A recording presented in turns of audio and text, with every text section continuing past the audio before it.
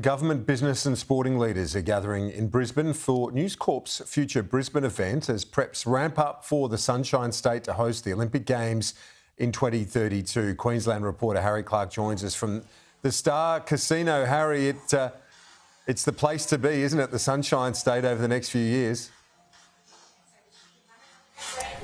Absolutely is, KG. Good morning. Today's event, Future Brisbane, will be emceed by none other than our brilliant colleague Laura Jays, and she'll be introducing a whole array of leaders and decision makers around the development of Brisbane and, of course, preparations for the Olympic Games in 2032. Political leaders David Crisafulli, the Queensland Premier, will be taking the stage, and sporting superstars as well, headlined by none other than Ipswich sprinting sensation Gout.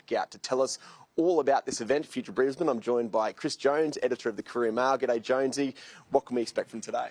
We can expect a special guest, which you need to tune in to watch, Sky News Extra, but we can also expect a conversation, a really important one, which is all about making sure that we make the most of the legacy opportunity out of this once-in-a-forever event, the Olympic and Paralympics. It's more than just 4 weeks of a party and great sporting contests in our beautiful city.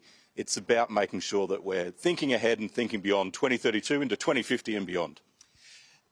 Just this week, the government and planners for the Olympic Stadium in Victoria Park broke ground as part of surveying works and monitoring ground works and that kind of thing. Are we on track? The Crisafulli government made a lot of noise about how there was a wasted 1,000 days since when we were awarded hosting rights, but they've been in the chair for 12 months now.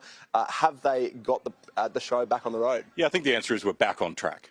There certainly was 3.5 years wasted.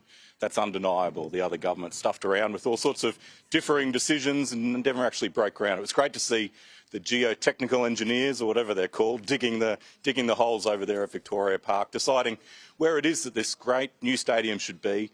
And all the other venues are kind of underway now, with the CEO of the Infrastructure Delivery Authority in place, and they're ticking off all the work that needs to be done. There's still 6.5 years to go. There's plenty of time. We've got the same runway now as Sydney did leading into 2000. I don't know about you, but I'm super excited.